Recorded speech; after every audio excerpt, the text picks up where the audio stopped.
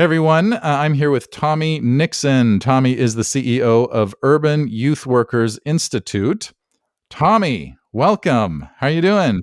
Man, good to be here, Marcus. Man, good to see you, brother. Thanks for having me on. Yeah, I'm so glad to have you here. Okay, so we'll talk about our little connection in a sec, but I just wanted you to tell us first just kind of generally what you do. Yeah, so Urban Youth Workers Institute, we're a leadership development organization. So we help kind of next generation, predominantly ethnic urban leaders, kind of grow in three areas, like their health, their capacity, and their impact, so that they can reach more young people with the gospel in kind of like major urban areas. And when we say urban, a lot of times people, it's like a code word for something. What we mean by urban is a culture of shared suffering.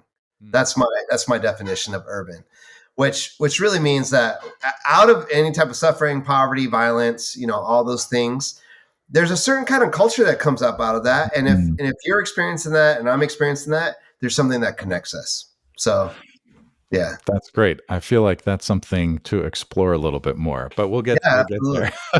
there. Tommy, you and I know each other. Most of my guests I don't know, but so it's fun to talk to somebody that I do know.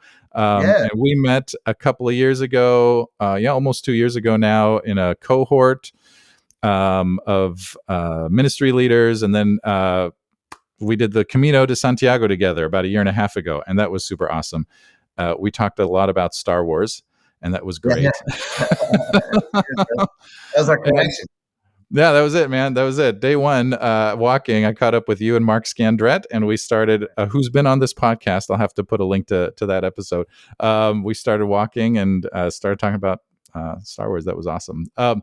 So here's my little get to know you question. What's one of your favorite memories from doing the Camino together? Yeah, there's two that I wanted to share. One is I actually got to go right before the Camino. I actually went to a place called Nazaré, which is the biggest waves in the world are in Nazaré, and we're talking like 100-foot waves. Like they're massive, and people they surf there. And so I went there, and the ocean was absolutely flat. Like there was no waves there. But while I was there, Steve, who was with us, who happens to be one of my best friends, or my best friend, I got to baptize him into his next year of life while we were there in Nazaré. And so that was a really special moment. And then another one was actually with you and Mark. Was that first day?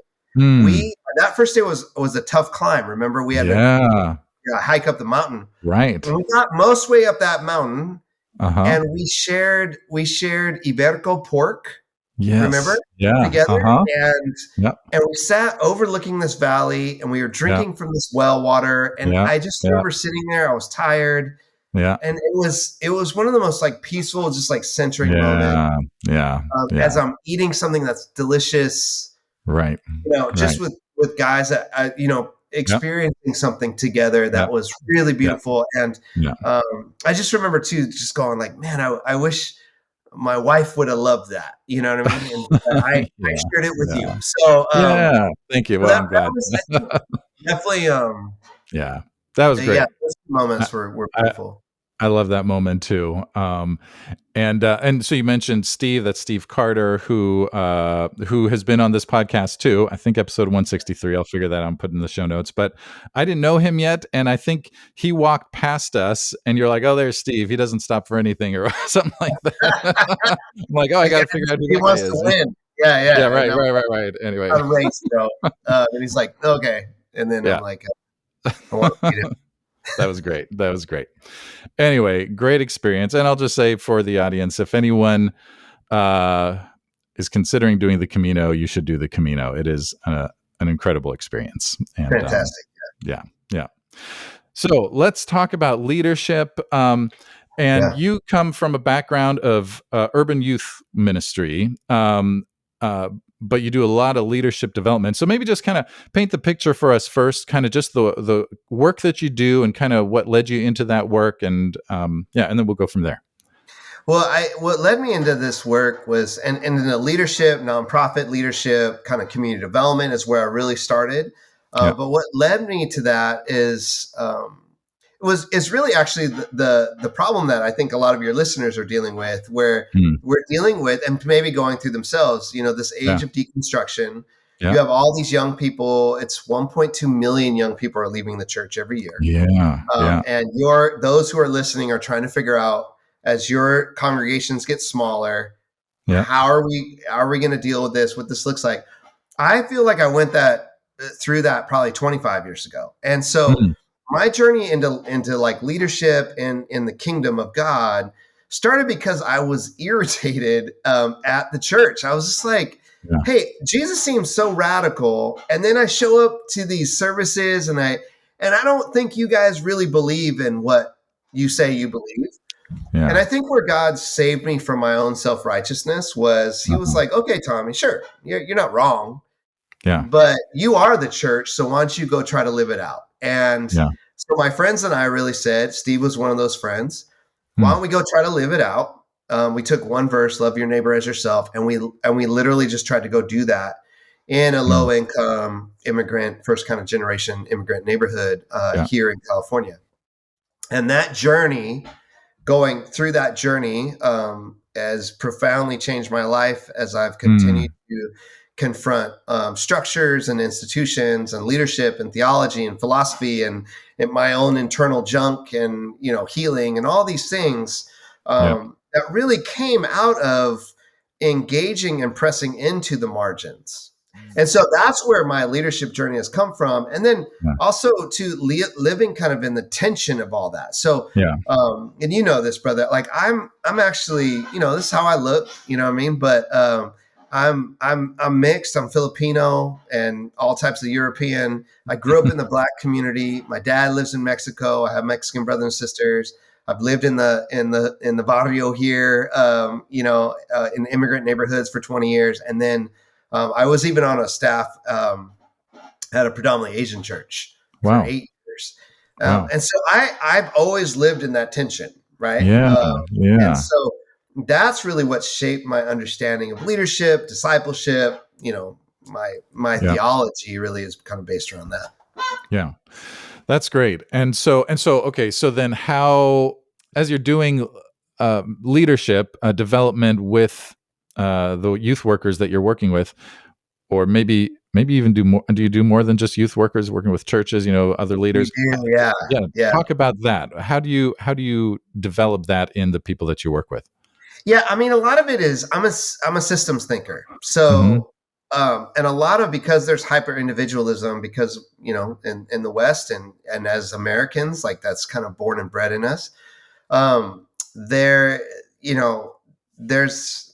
There's this piece in leadership where we've kind of come down to, and we've talked a little bit about it before, you and I, like this great man syndrome. So everything comes down to, here's how you build your church. Here's how you start this nonprofit. Here's how you do this quote unquote ministry. And it's like, usually it's a man, but it's the dynamic leader who is real charismatic, and they have a vision from God. And then everybody else is there to help them actually reach that vision. And as long as we're reaching that vision and everybody feels like we're winning, we're growing, we have the numbers, and usually the metric really is just that. Yeah. You know what I mean? That's it. Then we're okay. And we're okay with a certain level of bad leadership. We're okay with a certain level of toxicity. We're okay with a certain level, as long as the metric is being reached, which is, are we growing? Right. Now, our remedy to that would be, we believe leadership development is that leadership development is that you are helping everyone around you that you're leading become who they were created to be, while in the vehicle of whatever it is you're leading towards the vision and mission of that vehicle. So for urban youth workers, it's like, I'm the CEO. I'm in charge of the vision and making sure we move forward. Yeah. But my job in the kingdom of God is to actually, whoever God brings to me, or whoever we hire, or whoever we come across, is to go, who are you actually made to be? Yeah. And while in the vehicle of us trying to reach this thing, I'm here to actually help you become more who you're created to be. when you change that, that actually changes your policies. It changes your hiring. It changes the way you operate. It changes the metrics that you do. It actually changes the corporate culture of what you do. Yeah. And when you do that, you actually have a greater impact on the world. I believe that you reach that vision and mission that God's given you in a more effective way. Maybe not faster, because it can be inefficient. Yeah. But that's actually what we need in the world. And on a real practical level, you have more retention of people. You have better practices. You're not as toxic. It's not about the leader. It's Right. not about Right. me. Right. And then people actually feel cared for. And so when you have to have the hard conversations, or you have to let someone go, or someone needs to move on, Right. it's not so painful. Right. Does that make Right. sense? So Totally. Yeah. at the core, that's the kind of leadership development that we're doing. And so we have a whole bunch of ways to do that. But we want to see the whole institution change. Like, we want to see the institution of the church, of nonprofits, of the Christian industrial complex change. Like, I don't see a ton of good out there. And and it has to do a lot with what I'm describing. Yeah. So, and so let me kind of rephrase. So what you're describing is, okay, well, let me put it this way. I think the temptation for a lot of churches, especially those that aren't the big successful churches, is to put into practice certain processes and procedures that the successful churches are doing. Like, here's our ministry pipeline. Start here, do the classes and the stuff, and then by the end of it, you're a mature Christian, right? And and that's not what you're describing.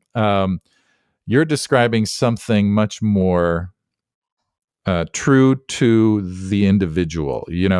How do I help you become who God created you to be? And it might not look like what our process is designed to make you look like,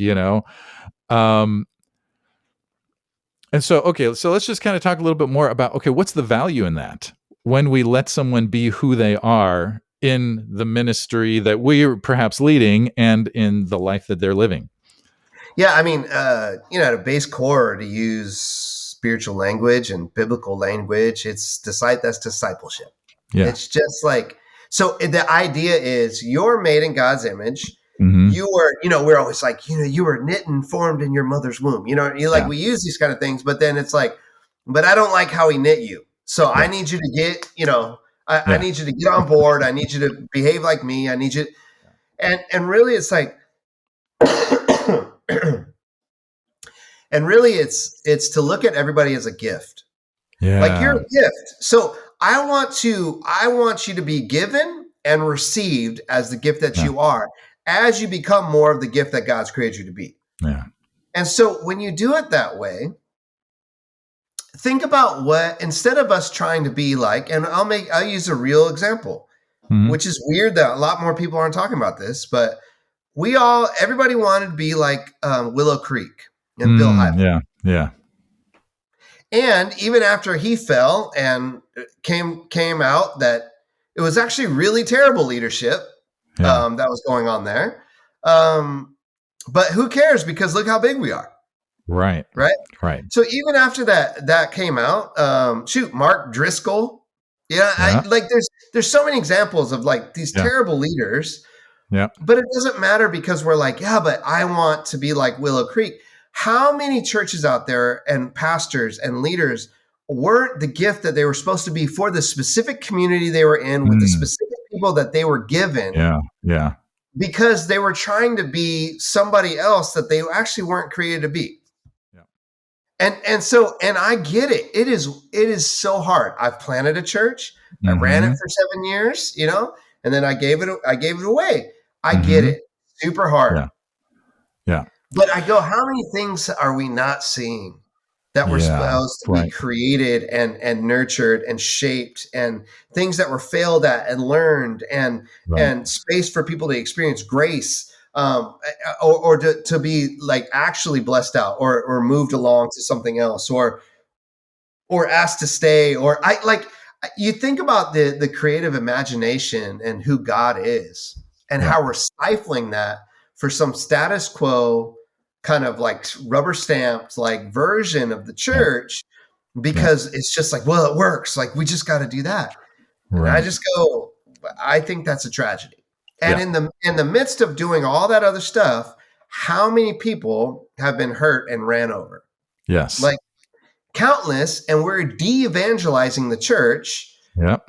And then it's a bootleg version of Jesus, but then you have all these people who are like, oh yeah, I would never follow God. Why? Well, not because of God, because of his followers. Right? Yep. So that's my burden. Yeah. And I see it. I mean, I see it everywhere. Yeah. Yeah. And it's it really it weighs on me. How do you so you've got these people that you're leading, youth workers that you're leading. Just tell us a little bit more about how you do that. How do you let that person be who they are? Here's another question too. And do you ever feel pressure from donors or board members to, hey, get the process in place. Here's what we need. Here are the kind of youth workers we need, or whatever. And then how do you push back on that, maybe? Well, I mean, so one of the big misconceptions about when I start talking this way, I think our minds immediately go to like uber organic. Hey man, like, hey, I just let the flower grow. You know what I mean? Like, but the reality is like when you do, I used to live on this urban farm and we did a lot of, we had 23 different fruit trees and we had chickens and we, grew all this food and all right. Yeah. And right next to the 5 freeway in California. So super, super random. But as you do all that, it's actually a lot of work to cultivate things to grow well. It's a lot, right? Yeah. And it's that intentionality and that strategy that you employ so that your values can actually be lived out. Yeah. And so the reality is like, I'm actually a pretty driven person. I love to know and to measure like, hey, are we getting closer to our vision or not? But the difference is I'm not going to exasperate or use those around me to do that, because then it becomes about me. Because of my value system and my belief around leadership, I actually feel like, oh, okay, well, my belief is if I pour into you, and there's a dynamic process here where actually, as I do that for you, I actually get poured into too. The conflict and the tension actually helps us both grow. Yeah, we can move forward towards the very clear goals that we have. Yeah, and that should shape then. That value should shape the culture and the values that we actually live by, and then that should shape like how do we work every day. What are the goals that we have? What does our HR policy look like? Does it affirm how we say we're actually really caring for people? So I'll give you an example. Yesterday I was talking to a guy who's a pastor down south, actually in Imperial Valley in California. And that's where I used to work. Yeah, dude. So he's a young pastor, he's under 30. And he goes, man, he got this new job, and he goes, it's a little hard, Tommy, because they use this phrase all the time. It's like, we all wear multiple hats, and he's like, and there doesn't seem to be any like clear delineation between whose job is what. And what we'll do is we'll spiritualize that, and we're like, hey, we just need you to have a servant's heart. Okay, cool. But I'm the youth pastor. I'm the young adults pastor. I'm over children's. I also have to do all the media, and I preach half the Sundays. Yeah. I actually don't have any other space to do any other hats. Like that's enough hats, right? Now, like what happens is is that person actually, is he gifted in all those areas? Is that what God has for him? And is that where he should be going? If this brother has been called to like preach the word of God, then we should probably start getting rid of some of these hats that he's wearing so that I can pour into him so he can be better at preaching the word of God. And if he's better at preaching than me and I'm the main pastor, maybe we should have a strategy where I live into my strengths and he actually does all the teaching. Do you see what I'm saying? Like, but instead it's like, no, well, I'm the lead, I'm lead pastor and I've got to wear a million hats. Yep. Well, Right. okay, so then leadership development would be like, hey, I'm really good at this, and I'm having a conversation here with my board, with my elders, and we'll be Yeah. really honest, and we can do it Yeah. in a different way. And if they go, yeah, but pick some big pastor, Yep. they don't do it like that. Yeah, because Right. we don't live there. Right. We're Right. dealing with these inputs here. That's right. Yeah. And I think that's just a better way to do it. So rather than trying to be someone else or something else, right? We are who we are. The pastor, the leader, am who I am. The people that are in my congregation, the folks that I've been entrusted with, they are who they are. And how do we be the best version of who we are? Is that the right way to put it? The best version, just the version that God is calling us to be, the self that I'm called to be. And then doing something like what you're just describing, maybe the senior pastor isn't the primary teacher and letting someone else do most of the teaching. I mean, that is a hard transition to make in a world where we have certain expectations. And so here's my thought. So in order to do that kind of a thing, and there are many other kinds of hard things that we do that maybe push back on typical leadership expectations, I think that requires some kind of spiritual formation in us. Like there's surrender, right? Surrender our expectations, or surrender our maybe egos. So maybe I'd love for you to talk a little bit about how do we allow ourselves to be shaped into the kind of people who are able to lead in that way. Yeah. So like for me, that path has always been like the first step of that in following Christ has been to understand and be introspective. Like this is one of the most underrated ways that leaders can get better. Yeah. And here's a really easy way to do it. Take the thing that irritates you, or causes some type of an emotional response, right? Take that thing and then you explore it relentlessly. You're just like, wow, when they said that upset me like that, or I felt shame, or I felt, you know what I mean? Or maybe angry, or it just really hit me wrong. I am exploring that, and then as I've allowed God and others to invite them in on that process, one, asking the Holy Spirit, why did that bother me so much? Yeah. I've had God come back and go, because that's what you're like.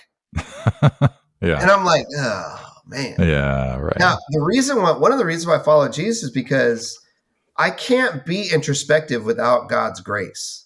Because if I was like relentless in my introspection, I'd end up like hating myself, or I'd become delusional because it was so painful that I don't want to deal with it. So it's like, oh, it can't be me. It's got to be everybody else. You know what I mean? Yeah. Yeah. But when I do that, and then in my leadership, the more I'm introspective and I share that with my team and I go, hey guys, I realize this is a weakness of mine. Here's what I'm doing to mitigate it. Here's what you can do to help me. And I'm sorry that you have to experience it while I'm on the journey. Do you know that if leaders just did that, people are like, oh, like there's so much more grace for you. They're like, yeah. Oh man, I am so thankful that you just know, Tommy. Yeah. Okay, I'll give you one. I tell them a lot, hey, I'm not great at communicating sometimes. Professional communicator. Yeah. Terrible at communicating sometimes. And here's what I'm doing to help that. Yeah. And I apologize, Yeah. And then I actually have to do work on it. So when you start with the introspection and you work that through, God has led me to a whole bunch of inner healing work. And he's led me to different things. And then I have to do the work on that. Oh, well, inner healing prayer. Oh, I should go to counseling. Oh, well, I got unforgiveness in my heart. Oh, I actually have to learn how to have conflict resolution. So then I go. And so, I mean, that small thing, introspection. And for some reason, the Lord blessed it with me when I was like pretty young. That's great. You know what I mean? Like high school. Like, yeah. And then I look back on high school, Tommy, and go, man, what an right. You know what I mean? Like, Yeah. So, but that has really helped and opened up so much. And the only way I've been able to do that is that I know at the core, God loves me. Yeah. And so I've had to work through that. Like I would say things to God like, God, I'm so, man, dang it. My internal voice is pretty harsh. Yeah. Dang it, Tommy. Like I gotta do better. Don't worry, God, I'm going to do better. Don't, wait till you see, I'm going to make you proud. And he's like, oh, okay, Tommy. Well, you can't make me more proud of you than I already am. Yeah. And I'm like, that can't be true. Right. That can't be true. And it's totally true. And it's taken me 20 years and I'm still on the journey to actually understand that, experience it, receive it, and then be able to give that back out. Yeah. So when it comes back to my leadership and someone disappoints me or they fail or whatever, I can go, hey, you're okay. Let's learn from that. Yeah. Does that make sense? I mean, and then that plays out in real ways in my leadership. Yeah, absolutely. You know what I thought of? I thought of a particular moment in my leadership, which was about a year ago. I had taken a week off, came back. I was, back in church, and the guy who was ushering, wonderful, nice, elderly gentleman, he's like, "Oh, hi, hey, we missed you last week." And that statement triggered me because in the past, people have said, "We missed you," which meant you should have been there. And so I responded to him, "Yeah, well, I was on vacation last week." And then he goes, "Oh, okay." And later I was like, "What did I do?" All he said was, "We missed you," and that was very nice of him to say. But thankfully, I was able to have that moment of introspection, like you said, right, and email him back, "Jim, I'm so sorry. I had a trigger reaction, and I really appreciate that you missed me. So I promise I won't do that again." But those are right. It's those little things, right, that can set us off track in our leadership and can also kind of help us stay connected to people. Yeah. And that's really kind of like the ministry of presence, practicing the presence of God. That for me has been, not only is it a daily struggle, it's a daily practice, but it's also like what anchors me in totality. Like my core thing is, how present can I be with God while I'm still here, not fully in his presence? That's actually my main goal. And so then I see everybody as a gift, or every opportunity as a gift towards that. And yet you've probably experienced it from me a bunch. My family did, of me not being present, of me like escaping, of me like it's too painful. Like I can't fully be, like fully present all the time, but that right there, I think that transforms, because even the guy that you kind of snapped at, he gets an email like that or a conversation like that from his pastor. And even in his stage of life can be like, oh, that's really cool. Maybe I should go do that with people. Right. And that's the discipleship process. So absolutely. Man, this is so good. I just kind of love the way, as we're, before we started talking, we're like, well, let's just see where this conversation takes us. We had some ideas in mind, but this has been a great conversation just about leadership, healthy leadership, right? The kind of leadership that allows us to be ourselves and allows our people to be themselves. And I think that's when God can do his best work. So here's just kind of a final question. And it's just very broad, very open-ended. But okay, so some of our listeners, I imagine, are in a tough spot. They're in a church that's much smaller now than it was before COVID, let's say. and it's harder to do. It's just harder to be a pastor now than, I shouldn't say that. It's always been hard to be a pastor, but there are different kinds of challenges. There's new challenges. There's challenges that we weren't ready for. And so in the midst of all that, and the challenge of like, how do I lead now? Maybe just what word of encouragement, and you've given a lot of encouragement already, a lot of great advice and just thoughts for us to wrestle with. But any final word, just to those that are facing those kinds of challenges? Yeah, I think so. When I talk about my core goal is how Yeah. present can I be? Like Yeah. how much can I know God before I die? Right? Yeah. Yeah. Like that's my goal. If Yeah. that's my goal, that's my why, then everything's an opportunity for me to do that. Yeah. And when I actually put all my chips in that basket, then it changes the whole game and how I look at everything. Yeah. So when I took over Urban Youth Workers Institute, I took over from my mentor, Dr. Larry Acosta, who's a super huge shoes to fill. But when I took it over, I wasn't like, oh, I got to be Larry. I'm like, I'm going to be me. Yeah. And I was okay if like this whole thing could blow up in my face. I could totally fail. Yeah. But in that, I'm trusting that God is up to something. Yep. And if every situation I walk into and I go, God's up to something, I want to understand what it is, and then I want to join in with it as much as possible. Yep. Then can you really lose? So if you had a church that was at 400 and now you're down to 50. Yeah. Okay. What's God up to with those 50? With that 5? With the what has God up to? And a lot of times he's like, Tommy, this isn't even really about that. Yeah. Like this is my church anyway. Yeah. It's my nonprofit. It's my family. It's my work. Like I don't have enough power to mess God's plan up. Yeah. Even if I mess God's plan up. Does that make sense? Like, yeah. Yep. So when I have that frame of mind, and I don't have that every day, I have to get back to it through my rhythms and right.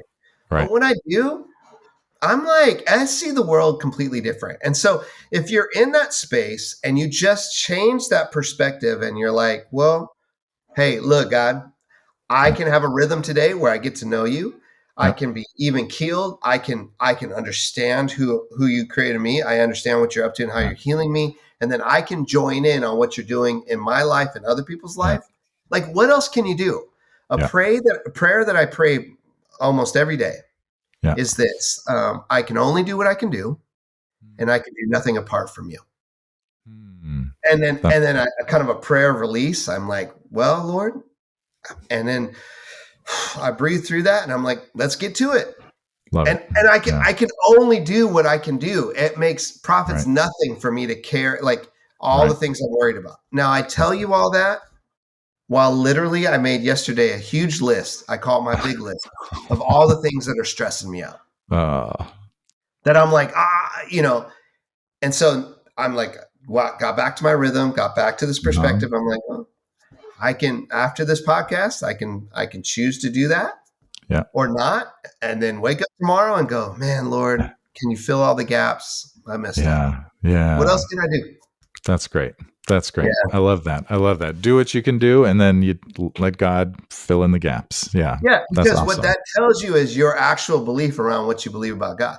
Yeah. And then again, one of those spaces where you can wrestle with and have the conversation and work through and go, man, maybe all the stuff I preach, I actually really don't believe, and that's okay. But actually, figure that out. Don't live in that space of like not doing the work, because that'll kill you. Yeah. Yeah. Oh man. Yeah. Tommy, thank you. This is fantastic. Hey, if people wanted to find out more about you and the work that you're doing, where could they go? Oh man, so go to uywi.org. It's like the worst acronym, but it's okay. uywi.org.